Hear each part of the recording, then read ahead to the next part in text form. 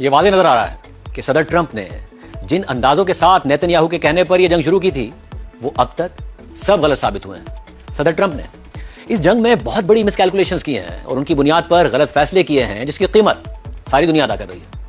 और अब बड़े मुआशी इदारे खबरदार कर रहे हैं कि अगर यह जंग फौरी तौर पर ना रुकी तो अमेरिका समेत सारी दुनिया की मईशतों का भट्टा बैठ जाएगा। हम एक एक करके आपके सामने ट्रंप के दावे और जमीनी हकाइक रखते हैं। नंबर 1, सदर ट्रंप ने सोचा कि खामनाई की शहादत से ईरान में रजीम का खात्मा हो जाएगा। ईरानी अवाम जंग से पहले महंगाई और बेरोजगारी के खिलाफ सड़कों पर निकले हुए थे, वो फिर निकल आएंगे और रजीम का खात्मा कर देंगे और फिर ईरान में अमेरिका और इसराइल की मर्जी की हुकूमत आ जाएगी और जंग खत्म हो जाएगी। ट्रंप ने और नेतन्याहू ने ईरानी अवाम से सड़कों पर आने का मुतालबा भी किया और बार बार भी किया, मगर अवाम नहीं निकले।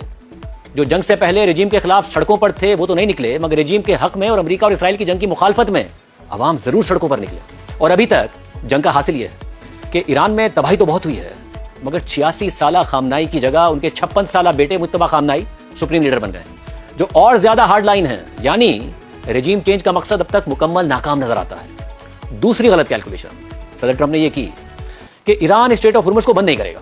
अगर करेगा तो ट्रंप की धमकी के बाद पीछे हट जाएगा, नहीं हटेगा तो वो शिपिंग कंपनीज को इंश्योरेंस और अमेरिकी नेवी के एस्कॉर्ट के ऑफर देंगे, तो फिर वो कंपनीज अपने जहाज स्ट्रेट ऑफ हुर्मुज़ से गुजार लेंगी और ईरान नाकाम हो जाएगा। मगर इनमें से भी कुछ भी नहीं हुआ।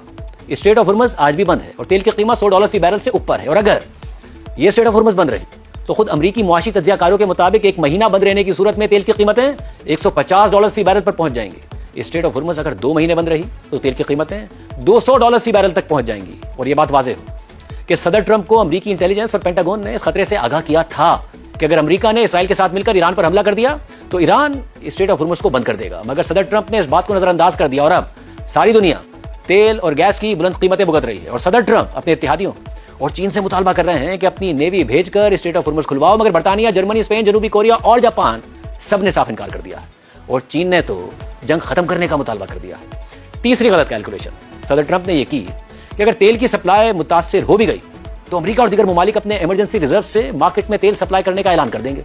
इससे मार्केट में सप्लाई बढ़ने का पैगाम जाएगा और तेल की कीमतें नहीं बढ़ेंगी। मगर ऐसा भी नहीं हुआ, और ऐसा इसलिए नहीं हुआ क्योंकि मार्केट्स बहुत समझदार होती हैं। मार्केट को पता होता है कि मसला तेल पैदा करने का नहीं है बल्कि तेल सप्लाई का है। ठीक है कि मुख्तलिफ तरक्की याफ्ता ममालिक ने कह दिया कि वो अपने इमरजेंसी ज़खायर में से 40 करोड़ बैरल्स तेल मार्केट में सप्लाई करेंगे, जिसमें से 17 करोड़ बैरल तेल अमेरिका देगा। मगर ये ममालिक अपने ज़खायर में से रोजाना 15 से 20 लाख इजाफी बैरल्स ही सप्लाई कर सकते हैं। इससे ऊपर इजाफी तेल सप्लाई करने की इनके पास सलाहियत ही नहीं है। और स्ट्रेट ऑफ हुर्मुज़ से रोजाना 2 करोड़ बैरल्स तेल गुजरता है, यानी दुनिया का 20%। इसलिए अगर अमेरिका और दीगर ममालिक के साथ मिलकर अपने इमरजेंसी ज़खायर में से तेल मार्केट में सप्लाई कर भी दे तो भी रोजाना 1 करोड़ 80 लाख बैरल्स का शॉर्टफॉल रहेगा। यानी ट्रंप की हिकमत अमली भी फ्लॉप हो गई और ट्रंप को रूस से पाबंदियां हटानी पड़ी ताकि मार्केट में तेल की सप्लाई बरकरार रहे। चौथी गलत कैलकुलेशन सदर ट्रंप की यह असेसमेंट थी कि पिछले साल जून की तरह ईरान खलीजी ममालिक पर हमला नहीं करेगा। गुज़िश्ता बरस भी ईरान ने कतर में अमेरिका की अल उदेद बेस पर एक हमला किया था और वो हमला भी अलामती था जिसमें कोई जानी नुकसान नहीं हुआ था। मगर सदर ट्रंप की असेसमेंट भी इस बार गलत साबित हुई। ईरान ने फौरी तौर पर खित्ते के दीगर ममालिक पर हमला कर दिया, वहां अमेरिका की मिलिट्री बेसिस और एम्बेसीज पर भी हमला कर दिया, तेल की तंसीबात पर मुसलसल हमले कर रहा है। और सदर ट्रंप की असेसमेंट इतनी गलत थी कि माजी में इराक जंग से हफ्तों पहले अमेरिका ने वहां से अपना अमला निकाल लिया था। मगर इस जंग के बाद खुद सदर ट्रंप ने माना कि खलीजी ममालिक से अमेरिकी अमला इसलिए नहीं निकाला गया क्योंकि उन्हें ईरान के इस रिएक्शन की तवक्को ही नहीं थी। ट्रंप की पांचवी गलत असेसमेंट यह थी कि जून की जंग के बाद ईरान के पास मिसाइल खत्म हो गए, इसलिए ईरान मुकाबला नहीं कर पाएगा। मगर सदर ट्रंप यूक्रेन जंग से ही कोई सबक सीख लेते तो ईरान के शाही ड्रोन्स के खतरे को जरूर मद्देनजर रखते, जिसने पूरे खित्ते में अमेरिकी बेसिस को निशाना बनाया है, तबाही की है और अमेरिकियों की हलाकतें हुई हैं। सदर ट्रंप और नेतन्याहू की जंग के बाद स्ट्रेट ऑफ हुर्मुज़ बंद होने की वजह से सदर ट्रंप ये तक ना कैलकुलेट कर सके कि ईरान जंग का फायदा अमेरिका के सबसे बड़े दुश्मन रूस को हो जाएगा। वो ईरान जंग से पहले मुख्तलिफ ममालिक को धमकियां दे रहे थे कि रूस से तेल खरीदा तो टैरिफ लगा दूंगा। उनकी इन धमकियों का असर भी हो रहा था। भारत ने रूसी तेल की खरीदारी 90% कम भी कर दी थी और अरब ममालिक से खरीदारी बढ़ा दी थी। और फिर सदर ट्रंप ने ईरान से जंग छेड़ दी और ईरान ने स्ट्रेट ऑफ हुर्मुज़ बंद करके अरब ममालिक की तेल की सप्लाई बंद कर दी। और अब खुद सदर ट्रंप की इजाजत से भारत और दीगर ममालिक रूसी तेल खरीद रहे हैं और पहले से ज्यादा और पहले से महंगा खरीद रहे हैं।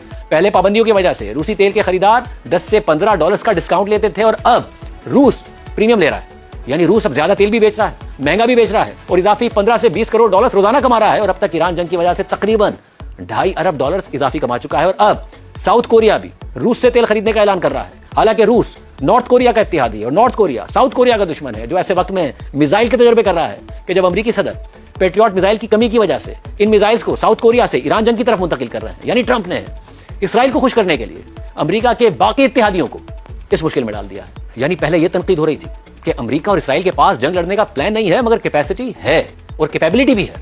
मगर अब यह तनकीद हो रही है कि ना तो प्लान था, ना लड़ने की सलाहियत थी और ना ही अपना और इत्तेहादियों का दिफा करने की सलाहियत थी। और अब जंग शुरू कर दी है, तो इस जंग में जब अग्रेसर यह साबित करेगा कि उसने अपने तमाम मकासद हासिल कर लिए हैं, तो ही इस जंग में जीत अमेरिका और इसराइल की तस्लीम की जाएगी। क्योंकि ईरान में इतनी तबाही होने के बाद भी अगर रेजिम सर्वाइव कर गया तो अपनी जीत डिक्लेयर कर देगा।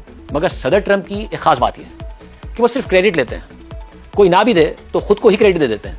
नाकामी की जिम्मेदारी कभी नहीं लेते, बल्कि सिर्फ और सिर्फ तारीफें समेटते हैं। कोई तारीफें ना करे तो खुद अपनी तारीफें कर लेते हैं। उन्हें हर काम में ट्रॉफी चाहिए, तनकीद नहीं चाहिए। तो फिर ईरान जंग में इतनी तबाही का ब्लेम कौन लेगा? नेतन्याहू, अरब इत्तेहादी या कोई और? ये फैसला भी फिलहाल तो खुद सदर ट्रंप भी करेंगे, मगर फिर तारीख खुद अपना फैसला देगी।